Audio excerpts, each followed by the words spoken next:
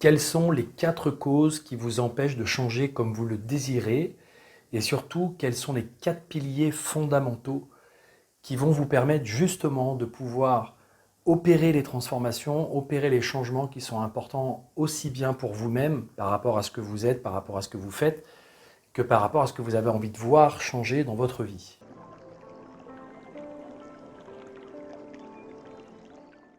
Bonjour à vous, je m'appelle Guillaume Andreu et j'espère que vous êtes en superbe énergie aujourd'hui. Et puis si ce n'est pas le cas, j'espère en tout cas que cette vidéo va vous permettre de remettre un petit peu de clarté, un peu d'énergie positive dans votre journée.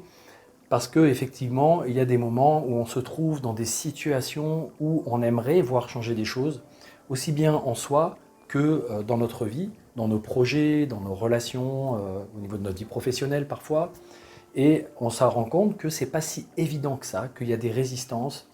Et on ne sait pas toujours comment s'y prendre, on ne sait pas comment faire pour opérer les changements en soi, quand on sent qu'il y a des blocages, quand on sent qu'il y a des limitations. On ne sait pas comment faire pour opérer ces fameux changements à l'intérieur de soi, pour pouvoir ensuite avoir des changements dans notre attitude, dans nos comportements, qui vont nous permettre d'avoir des résultats différents, donc de voir des changements s'opérer dans notre vie relationnelle, professionnelle, financière, dans tout ce qui vous intéresse.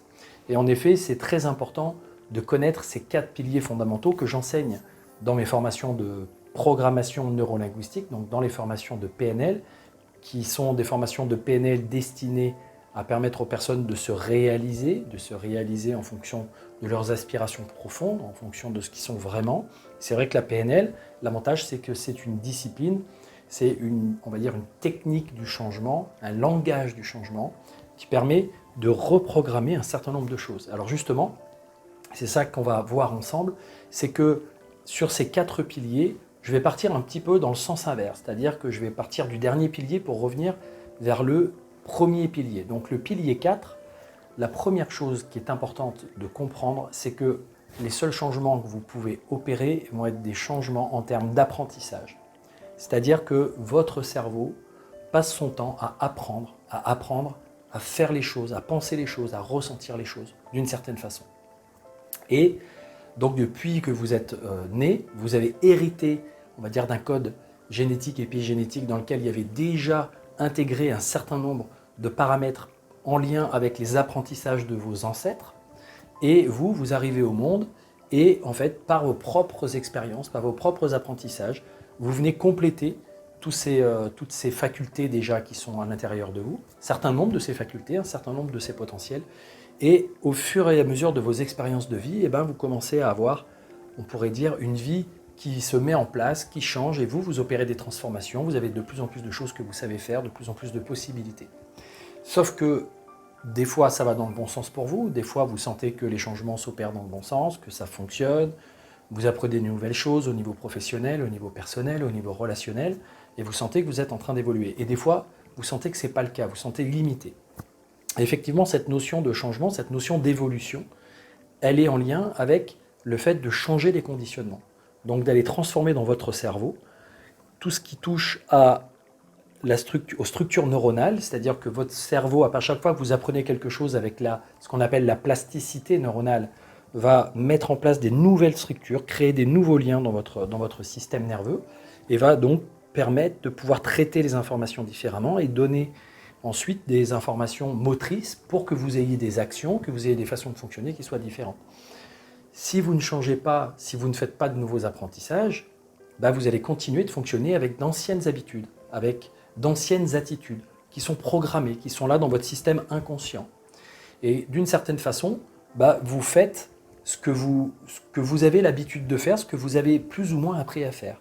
Donc, il y a des choses, je dirais, sur lesquelles vous avez des aptitudes, des facilités. Donc, il y a peut-être des domaines dans lesquels vous avez tranquillement dans votre vie fait des expériences, eu des apprentissages, peut-être modéliser le comportement des autres. Vous avez observé vos parents faire, vous avez observé vos amis faire, vous avez vu un certain nombre de stratégies qui vous correspondaient, puis vous les avez mis en place. Par exemple, en termes de communication, peut-être que finalement vous communiquez avec une façon apprise, plus ou moins comme ça, de façon autodidacte, et que ça va pour les relations familiales, que ça va pour les relations amicales, mais que par exemple dans la séduction c'est compliqué, que dans la vie professionnelle vous n'avez pas forcément les bons modes de communication, Peut-être que vous perdez des possibilités d'avoir des postes ou des clients parce que vous sentez qu'à un moment donné, dans ce que vous savez faire en termes de communication, il y a une limite. Alors l'idée, c'est que c'est possible de changer. C'est possible d'apprendre à faire autrement. C'est possible justement d'aller vers de nouveaux horizons, d'ouvrir le champ des possibles, d'aller même vers de l'excellence en matière, par exemple, de communication, mais ça peut être en matière de toute autre chose. Hein. Ça peut être, je sais pas, dans la musique, dans l'art, dans certaines activités, dans l'entrepreneuriat, dans l'accompagnement des personnes, dans des choses qui vous plaisent en fait, qui vous portent, qui vous tiennent à cœur, parce que c'est ça qui est important, c'est de pouvoir enlever les limites et les blocages par rapport à des choses qui vous tiennent à cœur. Et parfois, ce qu'on ne sait pas, c'est que, d'une certaine façon, on est inconscient qu'il y a d'autres façons de faire, qu'il y a d'autres manières de fonctionner qui sont à notre disposition, puisqu'on a les ressources à l'intérieur de nous, et qu'il suffit d'activer ça, qu'il suffit d'apprendre à faire autrement pour pouvoir y arriver. Donc, au départ, on est dans une espèce de, on va dire, de moment dans, on va dire, la dynamique de l'apprentissage. On repère 5 phases importantes. Et il y a 4 phases dont on parle essentiellement. La première, c'est que dans un premier temps, on ne sait pas qu'on ne sait pas. Tant qu'on n'est pas face à un problème, par exemple, si un jour on vous propose un problème de mathématiques, vous n'avez jamais été en contact avec les mathématiques, vous n'y avez pas forcément pensé, on vous propose de vous parler de mathématiques, vous allez vous rendre compte que vous êtes incompétent dans le domaine des mathématiques. Donc vous étiez inconscient de votre incompétence dans le domaine des mathématiques. Vous ne saviez pas que vous ne saviez pas ce genre de choses parce que ça ne vous était pas venu dans votre champ de perception, dans votre champ de conscience. Vous n'aviez jamais entendu parler de ces possibilités-là. C'est pareil pour la communication. Moi, avant, j'étais quelqu'un qui avait une communication, on va dire, spontanée, naturelle, en fonction de ce que j'avais appris dans mon environnement social, familial, amical, etc. Et je me rendais bien compte que dans certains domaines et dans certains milieux, ma communication avait des limites, ne me permettait pas de créer les relations que je désirais, etc. Donc, je me disais, je ne sais pas comment font pour fonctionner les autres, ils ont l'air de fonctionner différemment, ça a l'air de marcher, mais je pensais que c'était parce que c'était eux qui fonctionnaient comme ça. Je n'avais pas imaginé que c'était juste des moyens, des techniques, des outils de communication, je ne connaissais pas ces outils-là. Jusqu'à ce que je les découvre, et que je me rends compte qu'il y a des livres entiers et qu'il y a des cours sur ces aspects de parler différemment, de s'exprimer, de rentrer en lien, de rentrer en communication avec les autres de façon différente. Et je découvre la PNL, par exemple, et je me dis, c'est génial, je peux vraiment opérer des choses, je peux vraiment faire des choses de façon très différente à ce niveau-là. Et donc, je prends conscience de mon incompétence à ce moment-là. Puisque quand je commence à lire les livres et quand je commence à avoir les informations qui m'arrivent, je me rends compte que je suis incompétent en matière de communication sur certains aspects. Je sais faire des choses naturellement, j'ai appris, mais il y a d'autres choses. Je me dis, c'est pas moi, c'est pas naturel, c'est pas ma façon de faire. Donc, deux solutions, soit j'abandonne, je me dis, c'est pas ma façon de faire, c'est pas moi, c'est pas naturel, donc c'est pas fait pour moi. Ou alors au contraire, je me dis, là c'est important que je prenne conscience de nouvelles compétences et que j'apprenne à faire ça. Donc on passe dans la phase 3, on pourrait dire la phase être conscient de ses compétences. Donc pour conscientiser ses compétences, on est censé passer par une phase d'apprentissage. On fait des nouveaux gestes, on applique des formules, on applique des principes, on s'intéresse à des théories et à des mises en pratique derrière. Et en faisant ça, petit à petit, par essai-erreur, par expérience, notre corps, notre système nerveux nous apprend à faire autrement. C'est comme pour conduire une voiture, par exemple. Au départ, vous voyez des voitures circuler, vous voyez que des gens conduisent, et puis même si vous les voyez faire, c'est pas pour autant que vous êtes capable de vous mettre au volant et d'apprendre. Donc vous prenez conscience de votre incompétence, et puis si jamais un jour on vous met au volant et qu'on commence à vous apprendre à faire certaines gestuelles, à coordonner certains gestes, etc., vous commencez à prendre conscience que vous êtes en train de développer une certaine compétence en la matière, mais vous avez encore besoin d'être très concentré, d'être très conscient de ce que vous faites, ça prend beaucoup d'énergie, on va dire. Quand on apprend quelque chose de nouveau, ça nous déstabilise parce que c'est pas spontané, c'est pas automatique. Et notre cerveau, il aime bien ce qui est spontané, ce qui est facile, ce qui est automatique, parce que ça évite de consommer trop d'énergie. Donc dans une phase d'apprentissage, généralement, ça demande de la concentration. Pour certaines personnes, c'est pas évident. Ça peut pas d'ailleurs nous faire passer par des petites phases de manque de confiance. C'est ce qui fait que certaines personnes ne vont pas vers des nouveaux apprentissages pour rester dans une certaine forme de confort, une certaine forme de « c'est pas très grave si je ne sais pas faire ce truc-là, parce que ça va me demander trop de temps, trop d'énergie de le faire ». Si ce n'est pas suffisamment important pour vous, si ça ne nourrit pas suffisamment votre système de valeurs, si ce n'est pas quelque chose qui peut vraiment transformer votre vie, qui peut vous aider à être plus heureux, etc., bah, vous allez peut-être le laisser de côté. Ou alors, vous allez des fois vous dire, vraiment, ça me rendrait beaucoup plus heureux de pouvoir savoir faire ci, de pouvoir savoir faire ça, de faire autrement, d'obtenir des résultats différents, par exemple en relation personnelle ou professionnelle, et vous allez rester un petit peu comme ça dans votre zone de je ne sais pas faire, j'ai l'impression que ça ne fonctionne pas, etc., pendant un certain temps, avant peut-être de vous dire qu'il serait peut-être temps que vous preniez des cours ou que vous appreniez à faire autrement. C'est pour ça d'ailleurs que tout ce qui est technique de développement personnel, développement professionnel existe, c'est pour apprendre à faire autrement. Et donc on va après arriver dans la zone où ça devient plus simple et plus facile, parce qu'une fois qu'on est passé par cette zone d'apprentissage, de reconditionnement, on pourrait dire, hein, on a déconditionné un certain nombre d'anciens systèmes, d'anciennes mécaniques intérieures, qui va peut-être parfois avoir tendance à être trop réactif, à trop répondre, à pas assez écouter les personnes. Si on parle de communication, on pourrait prendre ces exemples-là. Mais après, dans tous les domaines, hein, il y a des techniques, il y a des stratégies, il y a des façons de fonctionner. Et puis, vous allez commencer à sentir que de façon naturelle, vous allez créer un rapport différent, vous allez vous exprimer de façon différente, vous allez vous positionner de façon différente, vous allez vous mettre à l'écoute d'une façon différente. Parce que vous aurez appris à faire chacune de ces choses. Comment créer un rapport, comment vous synchroniser. Donc là, on retrouve un peu des outils de PNL un peu plus avancés en termes de communication. Et là, vous commencez à sentir que ça y est, vous le faites sans avoir besoin d'y penser. Donc vous devenez, on va dire, inconsciemment compétent.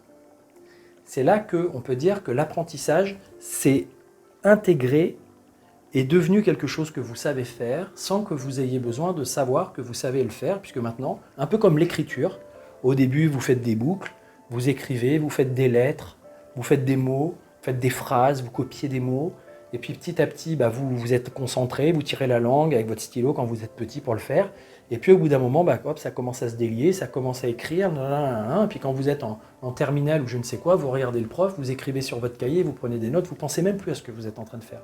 Pareil pour la voiture.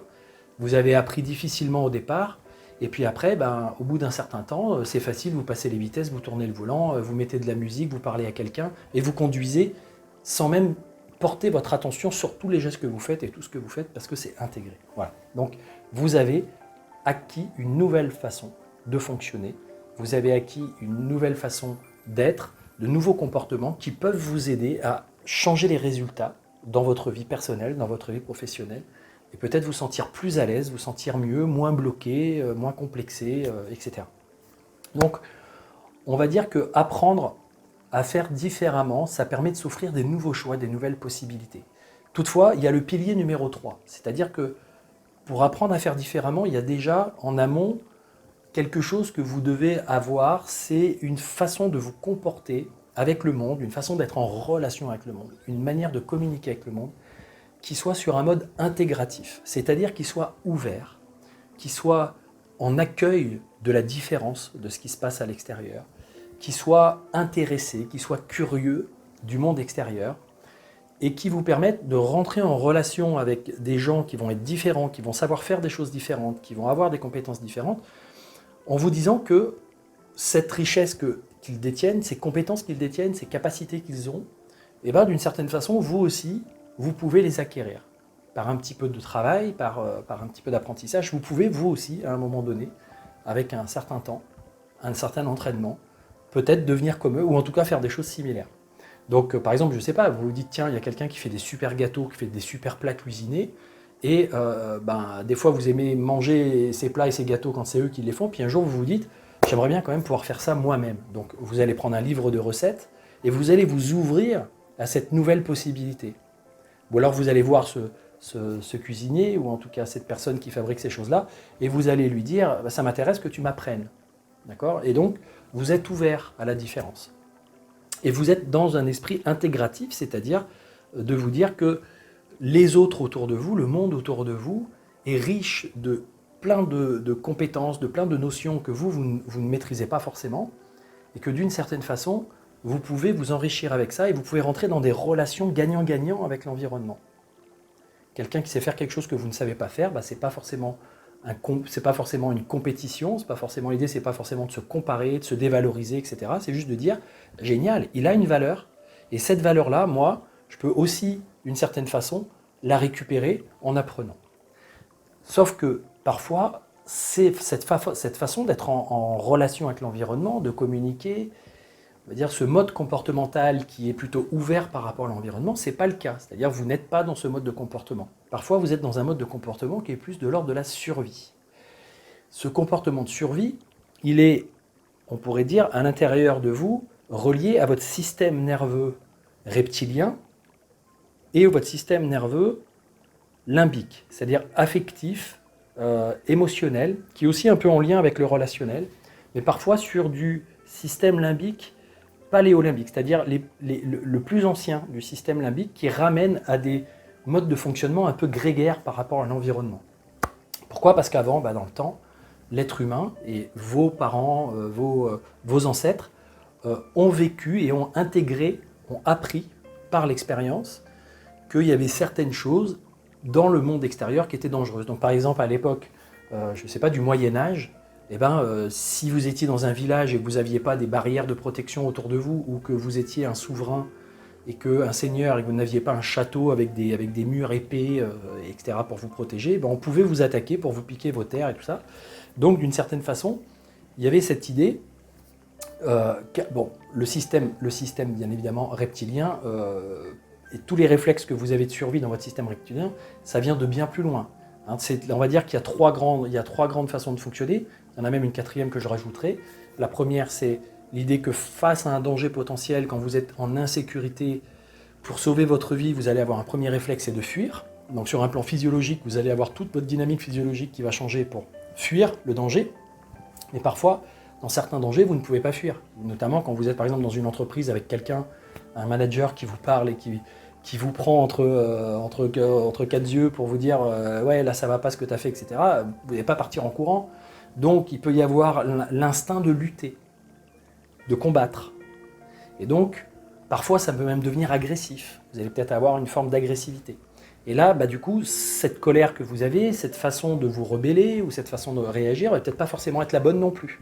Donc vous allez avoir une partie de vous qui va se dire je peux pas fuir, je peux pas me lutter, je peux pas. Alors du coup, vous allez peut-être vous immobiliser, ce qu'on dit s'inhiber, c'est-à-dire avoir tout votre système qui va d'un coup, pouf, s'arrêter, un peu comme la gazelle quand elle ne peut plus courir ou qu'elle ne peut plus se défendre, elle s'arrête, elle fait la morte.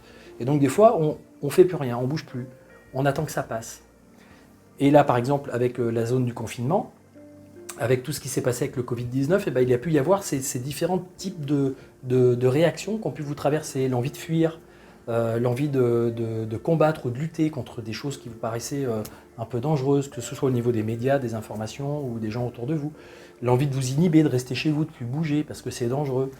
Et puis après, il va y avoir une quatrième technique qui va être intéressante, c'est que nous, l'humain, et puis peut-être certains types d'animaux vont utiliser, c'est la manipulation. C'est-à-dire qu'on va chercher à détourner l'attention de l'autre, on va chercher à se sortir du pétrin dans lequel on est en manipulant. Toutefois, quand vous êtes dans une phase où vous avez besoin d'acquérir, de changer, de faire évoluer votre système intérieur pour avoir des comportements plus adaptés, pour justement pouvoir réaliser des choses qui soient différentes dans votre vie, dans vos relations, dans ce que vous faites, etc. Si vous êtes en mode survie, vous allez avoir tendance à vous fermer sur vous-même et à rester en auto-alimentation intérieure, c'est-à-dire un peu comme un château fort qui remonte, qui arrête tout commerce avec le monde extérieur, qui remonte son pont-levis, qui se ferme sur lui-même, qui vit sur ses ressources, sur ses réserves. Il y a des fois, on ne se rend pas compte qu'on se ferme à la différence, on se ferme à des potentialités, à des possibilités à l'extérieur, parce qu'on commence à être de plus en plus dans un système de peur. Ce qu'on appelle nos amygdales limbiques, là, qui sont à l'intérieur du cerveau, qui sont un peu ces donneurs d'alerte, ces deux glandes qui sont très vigilantes, qui regardent autour de vous. Des fois, elles sont très très actives, elles ont été un peu malmenées par la vie, et ça fait qu'on craint les autres, on est méfiant des autres. On est méfiant de la différence, on craint la différence, on se dit que telle personne, elle arrive, elle dit qu'elle veut m'aider, elle dit qu'elle a peut-être des connaissances, etc. Mais ça se trouve, peut-être elle veut m'avoir, elle veut peut-être me manipuler, etc. Donc, peut-être que vous avez autour de vous des gens qui vont avoir, ou peut-être des méthodes, des techniques qui vont vous être présentées, vous être proposées comme étant des solutions, mais que vous allez regarder avec méfiance en vous disant « ouais, mais c'est pas sûr, je sais pas ». Un peu renfermé sur vous-même dans un mode un petit peu de survie, alors que d'avoir une ouverture et qui vous permet d'avoir un rapport d'intéressement, c'est-à-dire de vous intéresser, d'être curieux, de voir ce qui se passe, de voir si ça vous convient ou pas, c'est-à-dire de tester. de vous intéresser et de voir, vous n'êtes pas obligé d'accueillir, vous n'êtes pas obligé de prendre pour argent comptant tout ce que les autres vous disent, même si vous apprenez à faire de la cuisine. C'est pas parce que la personne qui vous apprend à faire de la cuisine vous dit c'est comme ça, comme ça, comme ça, comme ça qu'il faut faire que vous êtes obligé à la fin, vous, de faire exactement tout ce qu'il dit. Vous pouvez personnaliser les choses, vous pouvez ajuster les choses.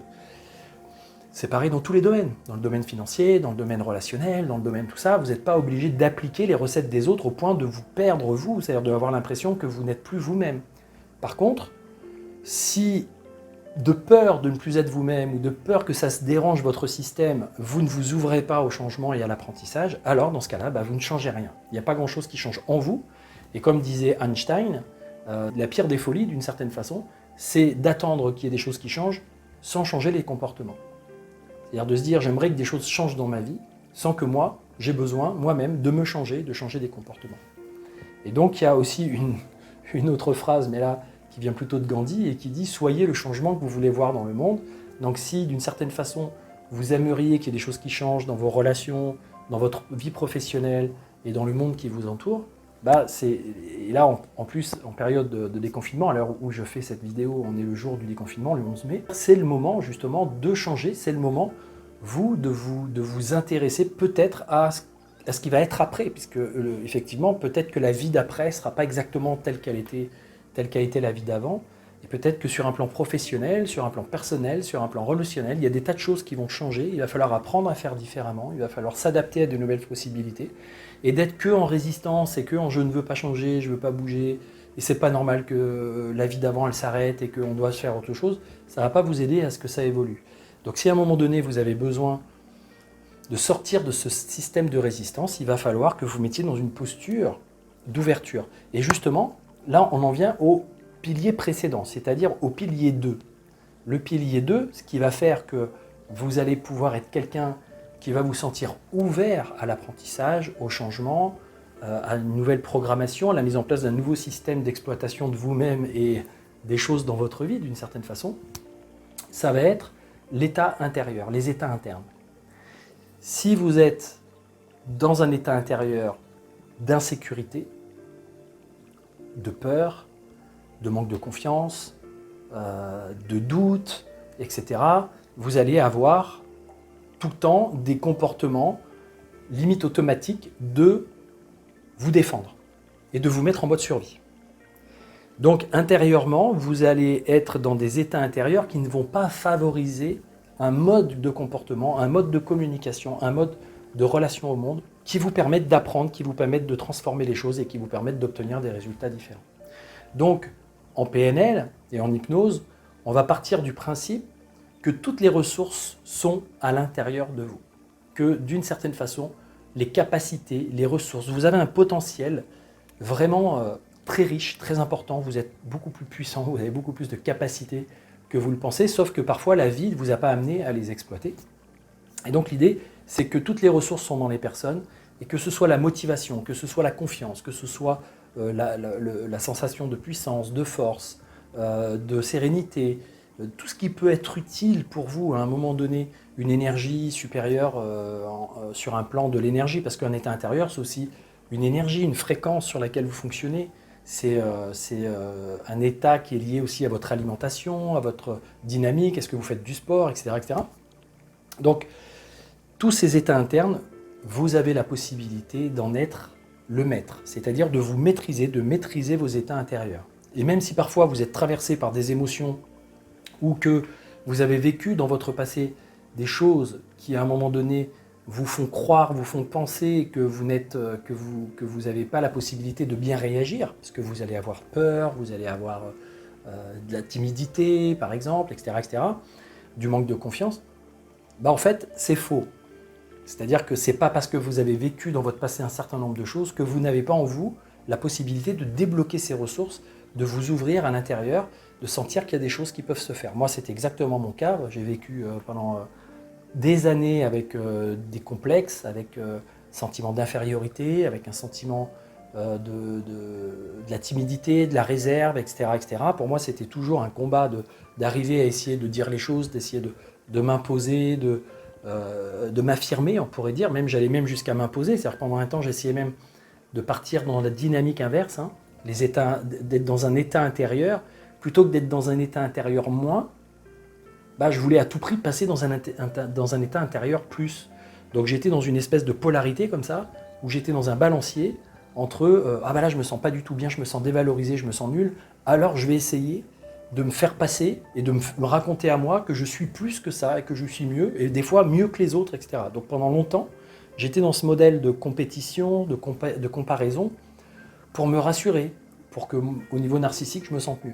Tout ça, ça venait de mon état, c'était en lien avec des états intérieurs que je ressentais, et j'avais l'impression que j'avais pas de contrôle, j'avais pas de maîtrise là-dessus. C'était pas possible. C'est un peu comme si il y avait une télécommande d'ascenseur à laquelle j'avais pas accès pour appuyer sur les boutons, et que c'est les personnes et l'environnement et les situations de ma vie qui appuyaient à chaque fois sur le bouton et qui m'envoyaient soit au 7e sous-sol, en enfer, soit dans les étages jusqu'au 7e ciel quand il y avait quelqu'un qui voulait bien appuyer correctement sur le bouton et me faire du bien. Et donc du coup, d'une certaine façon, j'étais très très dépendant des autres, du monde extérieur, de leur avis, etc.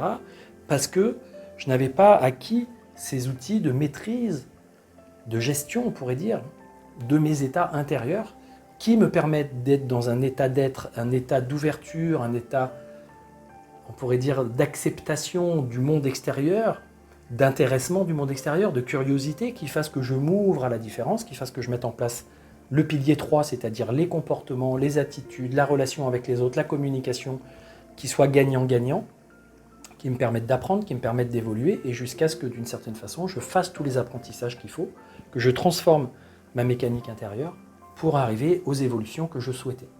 Et qu'est-ce qui fait qu'on va avoir des états intérieurs, donc dans le pilier 2, qu'est-ce qui fait qu'on va avoir ces fameux états intérieurs qui vont être positifs? C'est notre représentation du monde. C'est le monde, le modèle du monde que l'on s'est construit à l'intérieur de notre tête, d'une certaine façon, de notre système, qui est déjà préconstruit avec toutes les expériences de vie qu'on a eues avant. Et qui fait que, d'une certaine façon, on voit le monde, donc on a une vision du monde qui est, on pourrait dire, comme schématisée par rapport à la réalité du monde et toutes ses complexités et toutes ses connaissances. Par exemple, si je vous parle de médecine aujourd'hui, si vous êtes médecin, vous allez avoir une vision du monde très large, très détaillée, avec beaucoup de connaissances dans ce domaine, ce qui va vous donner un état interne peut-être plutôt positif ou favorable si demain on vous demande de soigner quelqu'un. Par contre, si vous, la médecine, c'est un domaine auquel vous n'êtes jamais intéressé, dans votre vision du monde, vous allez avoir la médecine, pour vous, ça va être un terrain inexploré. Vous n'avez jamais été sur ce terrain-là. C'est quelque chose qui est, ok, vous avez quelques mots, vous connaissez quelques trucs de médecine de façon très superficielle, mais vous ne savez pas. Donc du coup, si on vous dit demain, vous devez soigner quelqu'un, vous devez aider quelqu'un qui est malade ou qui a un problème, vous allez avoir un état interne qui va d'un coup être dans un stress, qui va être, vous allez manquer de confiance, vous allez vous dire mais je ne peux pas, là la personne elle n'est pas bien, mais moi je ne sais pas quoi faire dans ce genre de situation. Donc dans votre relation au monde, dans le pilier 3, vous allez vous mettre à peut-être être plutôt dans une phase de fuite, ou dans une phase d'énervement, de colère, de lutte, oui, c'est pas normal, hein, moi je peux pas réagir à ce truc-là, etc., je peux rien faire. Ou alors vous allez vous inhiber, etc. Donc vous voyez, vous n'allez pas forcément du coup vous ouvrir, écouter une personne qui pourrait vous donner un conseil. Vous pouvez dire, attends, calme-toi, si jamais tu veux aider cette personne, tu fais comme ci, tu fais comme ça, et puis vous allez peut-être vous répéter, si vous êtes dans cette fameuse dynamique de survie, pas bien, insécurité, etc., avec un état intérieur qui est stressé, vous allez peut-être dire, je peux pas y arriver, j'y arriverai pas, puis moi ça me fait peur ce genre de truc, puis je sais pas si je vais peut-être faire une bêtise, vous voyez le genre de mécanique mentale. Donc votre vision du monde, dans le pilier 1, votre vision du monde, votre représentation de vous et de ce que vous êtes capable de faire dans ce monde est fondamentale. Et c'est là qu'on va aller travailler de façon la plus précise possible pour changer cette mécanique à l'intérieur de vous quand vous avez les états intérieurs qui ne vous permettent pas de fonctionner correctement. Donc, cette mécanique-là, cette représentation du monde, elle est faite de plusieurs niveaux. Elle est faite on pourrait dire, de la vision ou de la représentation que vous avez de la vie, de l'environnement, du monde du travail, du monde de vos différents domaines de vie personnelle, professionnelle, amicale, familiale, des codes que vous avez là-dedans, des différentes règles, etc. Donc, vous allez avoir une perception de ces environnements, vous allez avoir des connaissances sur ces environnements, et vous allez avoir des expériences qui vont faire que vous allez être plus ou moins en lien avec des capacités émotionnelles, avec des capacités intellectuelles, des compétences que vous aurez acquises dans chacun de ces domaines. Et vous allez avoir des croyances à l'égard de ces capacités que vous avez et de ces comportements que vous pouvez mettre en place éventuellement pour pouvoir bien fonctionner. Donc vous allez avoir des croyances qui, elles, soit vont être limitantes, soit être aidantes. Une croyance limitante, c'est quelque chose, on va dire que c'est une vérité que vous vous êtes forgée dans votre esprit à l'égard de quelque chose, que ça vous concerne vous, que ça concerne le monde. Donc c'est quelque chose sur ce qu'il est possible de faire dans le monde ou ce qu'il est possible pour vous de faire ou pas, de ce que vous méritez de faire ou pas, et des croyances sur ce que vous êtes capable de faire. Et d'ailleurs, le manque de confiance, c'est souvent la croyance, qui est souvent erronée, que vous n'êtes pas capable de faire quelque chose. Et pourquoi vous avez cette croyance que vous n'êtes pas capable de faire quelque chose? Soit parce que vous n'avez pas fait les apprentissages et les expériences qui permettent à votre cerveau de dire « bah oui, ça je sais faire », mais ça ne veut pas dire que vous n'avez pas le potentiel de le faire et que vous ne saurez pas le faire. Ou alors, vous avez eu des expériences, on pourrait dire, qui vous ont un peu traumatisé, qui vous ont fait sentir que vous n'étiez pas à l'aise là-dedans, vous n'étiez pas bon dans ce domaine, et vous vous répétez l'histoire que vous n'êtes pas capable de le faire. Par exemple, en termes de séduction, si jamais vous avez eu l'occasion d'essayer d'aborder des personnes dans des contextes particuliers et que à plusieurs reprises vous avez échoué, vous vous êtes senti honteux, vous vous êtes senti pas à l'aise, etc., alors à ce moment-là, vous pouvez vous dire je ne suis pas capable de séduire, et à partir de là, vous en faites une espèce de vérité. C'est une croyance qui vous limite dans votre vie, puisque dans plein de circonstances où vous pourriez peut-être rentrer en relation avec quelqu'un et peut-être obtenir d'ailleurs quelque chose que vous désirez, c'est-à-dire une vie relationnelle plus sympathique, plus agréable, plus satisfaisante, vous allez vous en empêcher intérieurement avec une espèce de croyance qui vous dit non, c'est pas pour moi, je suis pas capable de le faire. Donc ça, c'est dans votre vision du monde. Cette croyance, elle va aller bloquer vos états internes du pilier 2, ça va donc bloquer vos comportements et votre façon d'être en relation avec le monde extérieur du pilier 3, etc. D'accord? Et donc, on va aussi avoir au-dessus de ces croyances, on va avoir le système de valeurs, c'est-à-dire que ce sont aussi des croyances, mais des croyances, on pourrait dire, importantes, les croyances essentielles, ce à quoi vous donnez de l'importance. Par exemple, je ne sais pas, la liberté, la bienveillance, le pouvoir, la sagesse, l'amour, enfin toutes ces choses-là. Donc ça va être des choses auxquelles vous allez dire ça, à l'intérieur de moi, je sens que c'est très important que ce soit dans ma vie. Alors quand vous allez avoir des valeurs, c'est parce que vous allez estimer que ces choses-là sont importantes. Donc automatiquement, vous allez souvent avoir les contre-valeurs, c'est-à-dire vous allez estimer que certaines choses sont négatives. Vous allez les estimer positives, celles-ci, donc celles-ci, vous allez les estimer négatives. Et souvent, c'est l'inverse. Vous allez comme ça sur des systèmes de balancier, tirer entre ce qui est positif pour vous ou ce qui est négatif. Et ce système de valeurs, il va vous permettre de vous définir en termes d'identité. Vous allez vous identifier à ces valeurs qui sont importantes pour vous. Est-ce que je suis quelqu'un de bienveillant? Est-ce que je suis quelqu'un d'altruiste? Est-ce que je suis quelqu'un d'empathique? Est-ce que je suis quelqu'un on va dire, de bon pour faire de l'argent, par exemple? Est-ce que je suis un bon entrepreneur? Est-ce que je suis un bon mari? Est-ce que je suis un bon séducteur ou séductrice? Est-ce que tout ça? Bon, donc il y a des domaines dans lesquels il va y avoir des besoins. Vous allez avoir des besoins à satisfaire. Donc dans la vision du monde et le pilier 1, on va retrouver toute la notion des besoins, les besoins physiologiques, les besoins de sécurité, les besoins de confort, les besoins de relationnel, affectifs, etc., les besoins d'estime de soi, les besoins d'accomplissement, de réalisation, et aussi sur la dimension donc spirituelle, c'est-à-dire l'idée de dire que je suis une personne qui est en cohérence avec ses valeurs spirituelles, avec ses croyances spirituelles.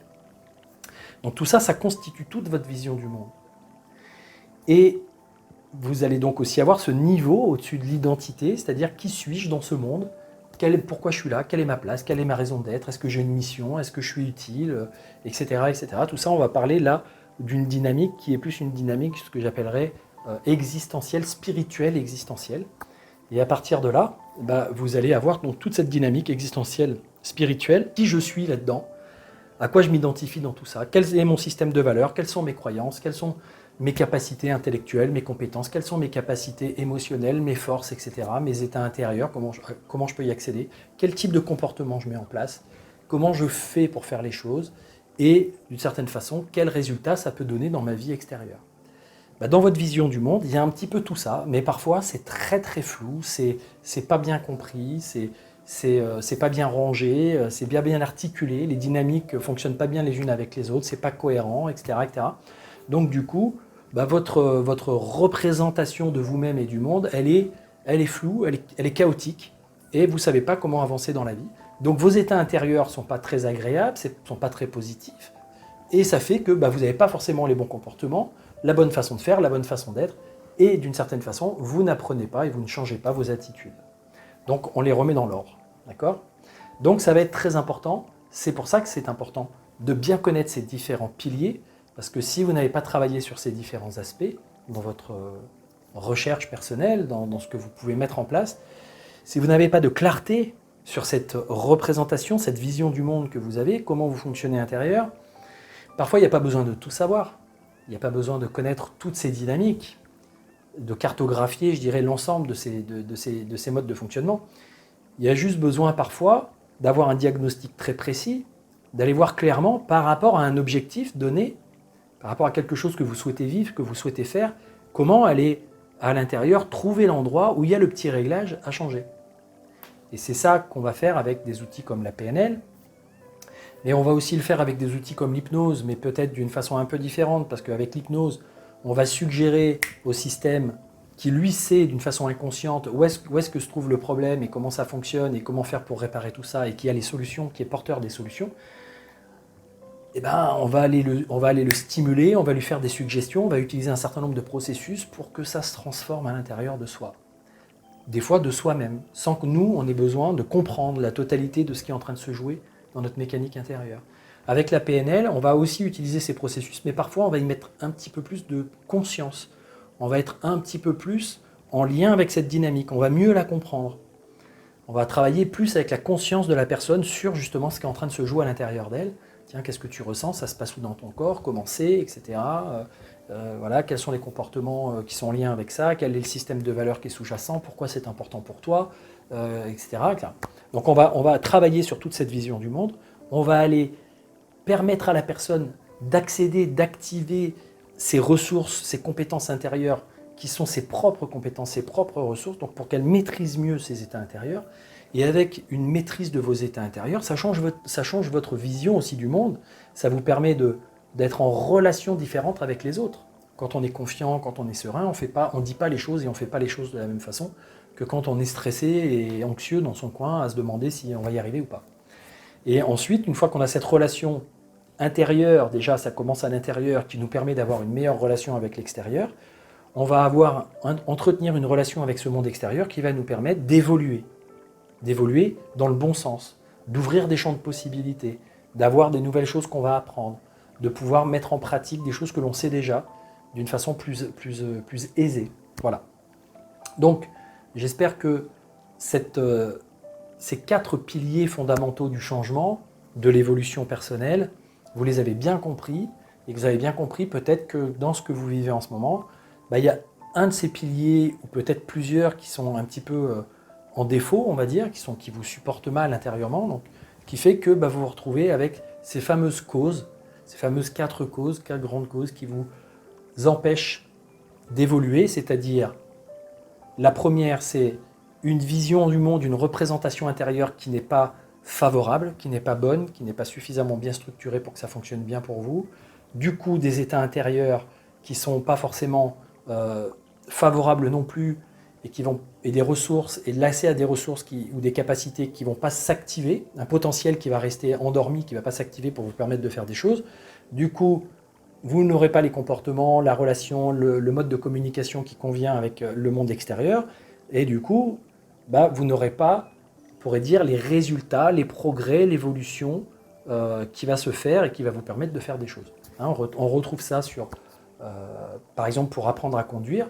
Si vous avez une vision du monde et que vous avez été éduqué dans un domaine où on vous a dit que conduire c'est dangereux, que parce que vous êtes, je ne sais pas, trop petit, que vous êtes une femme, que vous êtes je ne sais quoi, hein, peu importe peu importe la raison, mais que vous n'allez pas pouvoir savoir conduire comme vous voulez. Alors à l'égard de la conduite, vous allez avoir des états internes qui ne vont pas être favorables, et quand vous allez vous retrouver en relation avec des gens qui vont vous parler de la conduite, ou même des professeurs d'auto-école, vous allez partir déjà avec on pourrait dire, un plombage intérieur, avec des capacités intérieures qui vont favorables à l'apprentissage, et peut-être que vous allez vous retrouver à ne pas faire les bons apprentissages pour pouvoir conduire. Et donc, je me suis retrouvé déjà plusieurs fois accompagner des personnes comme ça, qui justement avaient des difficultés à obtenir leur permis de conduire. Et c'est en allant retravailler sur tous ces aspects-là, et notamment sur tout ce qui touche au premier pilier, la vision du monde, et puis ensuite aux états intérieurs, et puis ensuite à la façon de se comporter, d'être en relation avec le monde extérieur, le moniteur, la conduite, etc., qui a fait qu'il y a eu des apprentissages qui se sont faits, et que la personne, elle a fini par y arriver, en tout cas, elles ont fini par obtenir leur permis de conduire, parce que ça fonctionne pour elles. Donc si vous voulez un permis de conduite, un permis de vous conduire dans votre vie personnelle, dans votre vie amoureuse, dans votre vie professionnelle, de façon à ce que vous sentiez que les règles, les critères, vous comprenez bien les codes et que vous sachiez faire avec ça, eh ben, il y a des apprentissages à faire et il y a des transformations à faire dans votre vision du monde pour pouvoir vous donner les moyens de y arriver. Si jamais vous avez bien compris tout ça et que ça vous a intéressé, je vous propose de mettre des commentaires éventuellement pour me donner des exemples ou pour me dire ce que vous en pensez. Je vous propose aussi de partager à toutes les personnes que ça pourrait intéresser, parce que c'est toujours sympa de pouvoir s'enrichir de nouvelles connaissances, même si vous les connaissiez déjà, ces choses-là, peut-être que ça vous a fait un petit rappel. Et puis on se retrouve pour une prochaine vidéo, donc avec plaisir. Et si jamais vous êtes intéressé, il y a aussi des formations, des modules, des accompagnements, des programmes qui sont en train d'être mis en place, et notamment le projet Envie. Donc renseignez-vous, peut-être mettez des commentaires pour vous renseigner sur ce projet et savoir comment vous pouvez rejoindre ce programme qui vous permet d'apprendre atelier par atelier à mieux justement gérer tout ce que je viens de dire là, à mieux modifier tout ce que je viens de vous dire pour pouvoir vous réaliser véritablement en fonction de ce que vous désirez profondément. Je vous remercie et je vous dis à très bientôt.